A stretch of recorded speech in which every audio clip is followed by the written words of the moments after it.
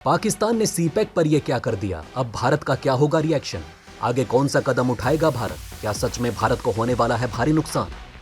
दोस्तों, आपको विस्तार से इस बड़ी खबर के बारे में बताएंगे, लेकिन उसके पहले आइए पहली खबर के बारे में जान लेते हैं। सर्वविदित है कि भारत रूस कितने पक्के यार हैं, लेकिन पिछले कुछ सालों में एक ऐसा देश निकल कर आया है जिसने भारत के साथ रूस से भी अच्छी दोस्ती निभाई। जी हां दोस्तों, ये देश है इजराइल, वही देश जो आज भारत का रूस से भी पक्का दोस्त माना जाता है। आइए दोस्तों, आपको बताते हैं कि आखिर क्यों इजराइल भारत का रूस से भी तगड़ा वाला यार है। इसके साथ साथ ये भी बताएंगे कि आखिर क्या है भारत और इजराइल और भारत और रूस की दोस्ती की कहानी। दोस्तों, बेंजामिन नेतन्याहू छठी बार इजराइल के प्रधानमंत्री बन चुके हैं। इसके साथ साथ दोस्तों आपको ये भी बताएंगे कि आखिर क्या है भारत और इजराइल की दोस्ती की कहानी। दोस्तों, बेंजामिन नेतन्याहू छठी बार इजराइल के प्रधानमंत्री बन चुके हैं। दुनिया में दो ऐसे नेता रह चुके हैं जिनकी मोदी से अगाढ़ मित्रता रह चुकी है। हाल ही में दिव्यंगत हुए पूर्व जापानी पीएम शिंजो आबे के बाद बेंजामिन नेतन्याहू एक ऐसे राजनेता हैं जिनकी नरेंद्र मोदी से दोस्ती की चर्चा पूरी दुनिया में होती है। जिस प्रकार भारत में नरेंद्र मोदी निर्विवादित रूप से सबसे शक्तिशाली नेता हैं, ठीक उसी प्रकार इजराइल में बेंजामिन नेतन्याहू की तूती बोलती है। तभी तो नेतन्याहू को हराने के लिए बीते चुनाव में समूचा विपक्ष एक हो गया था, जिसमें उन्हें सफलता भी मिली। हालांकि इजराइल में ये गठबंधन अधिक कामयाब नहीं हो पाया और इसमें फूट पड़ गई। एक बार फिर से देश में पीएम पद के लिए चुनाव हुआ, जिसमें बेंजामिन नेतन्याहू ने सबको पछाड़ते हुए फिर से कुर्सी पर कब्जा जमा लिया। पीएम मोदी और नेतन्याहू के बीच दोस्ती एक खास वजह से भी है कि दोनों ही एक समान विचारधारा से संबंध रखते हैं। जिस प्रकार पीएम मोदी की पार्टी भाजपा दक्षिणपंथी पार्टी कही जाती है, ठीक उसी तरह नेतन्याहू खुद को दक्षिणपंथी बताते हैं। इन दोनों की दोस्ती में एक खास बात यह भी है कि जिस प्रकार नेतन्याहू भारत में खासे चर्चित हैं, ठीक उसी प्रकार भारतीय पीएम नरेंद्र मोदी इजराइल में बेहद लोकप्रिय कहे जाते हैं। इस बारे में न सिर्फ नेतन्याहू बल्कि पिछले चुनाव में उनके जगह इजराइल के पीएम बने नफ्ताली बेनेट को भी ये पुष्टि कर चुके हैं। पीएम मोदी जब पहली बार नफ्ताली बेनेट से मिले तो उन्होंने ये भी कहा था कि पीएम मोदी, आप इजराइल में बहुत ज्यादा पॉपुलर हैं, आइए और मेरी पार्टी ज्वाइन कीजिए। बेनेट की इस बात पर पीएम मोदी ठहाके मारकर हंसने लगे। अब दोस्तों, जब एक बार फिर से नेतन्याहू इजराइल के पीएम बने हैं तो ऐसी उम्मीद जताई जा रही है कि इससे दोनों देशों के संबंध और निकट आएंगे। मोदी जब 2019 में दूसरी बार पीएम बने थे तो नेतन्याहू ही वो सबसे पहले अंतर्राष्ट्रीय नेता थे जिन्होंने नरेंद्र मोदी को शुभकामनाएं भेजी थी। कुछ समय बाद जब इजराइल में चुनाव हुआ तो पीएम मोदी नेतन्याहू के चुनावी अभियान में भी शामिल हुए। और इससे पहले 2017 में जब मोदी इजराइल की यात्रा करने वाले पहले भारतीय पीएम बने तो नेतन्याहू खुद बेन गुरबिन एयरपोर्ट पर आए थे। एक भव्य आधिकारिक स्वागत के बाद पीएम नेतन्याहू ने उन्हें गले लगाया। उन्होंने हिंदी में कहा, आपका स्वागत है मेरे दोस्त। नरेंद्र मोदी का स्वागत करते हुए पीएम नेतन्याहू ने कहा कि हम लंबे समय से आपका इंतजार कर रहे थे।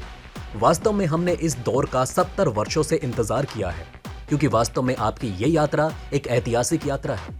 ये किसी भारतीय प्रधानमंत्री की पहली इजराइल यात्रा है।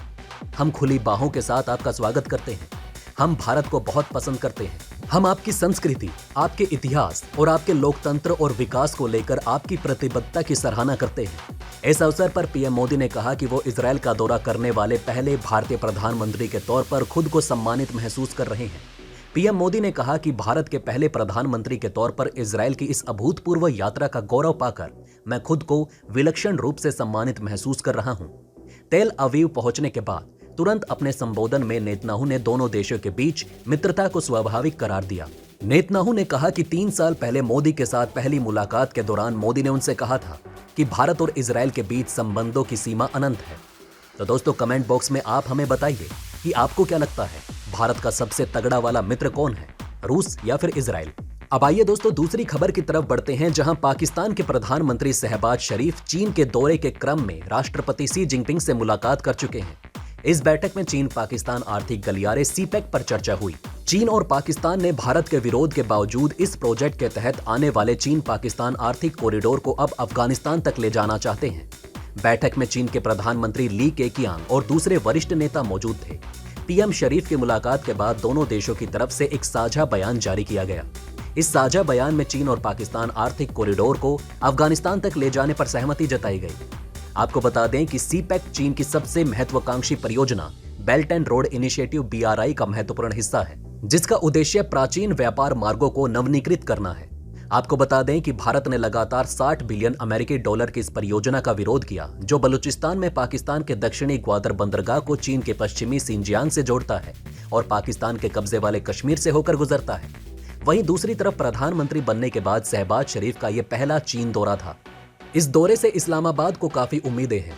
हम ये बात इसलिए कह रहे हैं कि इस वक्त पाकिस्तान की आर्थिक स्थिति चरमराई हुई है। बाढ़ और बारिश देश की कमर तोड़ रहे हैं, महंगाई चरम पर है। पाकिस्तान को उम्मीद है कि शहबाज के चीन दौरे से उसकी आर्थिक स्थिति में सुधार आ सकता है। साथ ही पाकिस्तान सरकार को सीपैक के लिए चीन से मदद भी मिल सकती है। सीपैक करीब 60 अरब डॉलर वाला प्रोजेक्ट है, जिसके जरिए पाकिस्तान में इंफ्रास्ट्रक्चर डेवलपमेंट पर काम चल रहा है। मीडिया रिपोर्ट के मुताबिक पीएम शहबाज शरीफ ने चीनी राष्ट्रपति शी जिनपिंग से 6.3 अरब डॉलर के चीनी कर्ज पर चर्चा की। हालांकि इस विषय पर कोई भी अपडेट प्राप्त नहीं हुआ।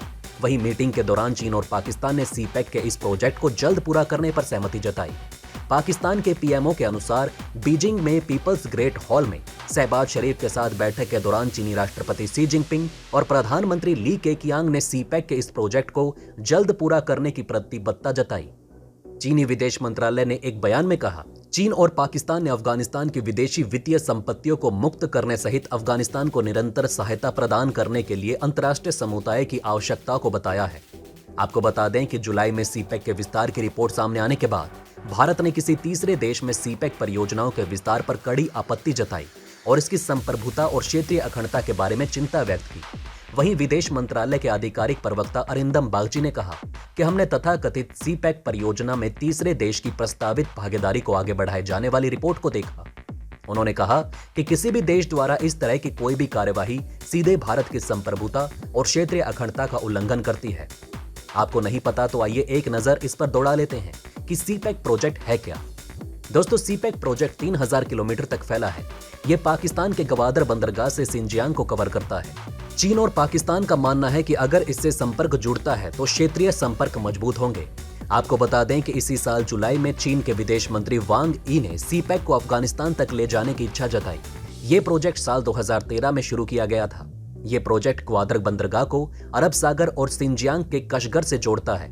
वहीं भारत सीपैक के तहत बेल्ट एंड रोड इनिशिएटिव यानी BRI का लगातार विरोध करता रहा है। वो इसलिए क्योंकि ये पाकिस्तान अधिकृत कश्मीर से होकर गुजरता है। सीपैक और BRI दोनों भारत की संप्रभुता के खिलाफ हैं।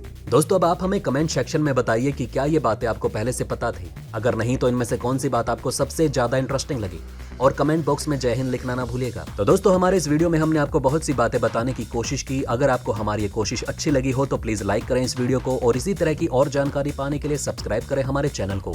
जितना हो सके इस वीडियो को शेयर करना ना भूलें। जय हिंद, जय भारत।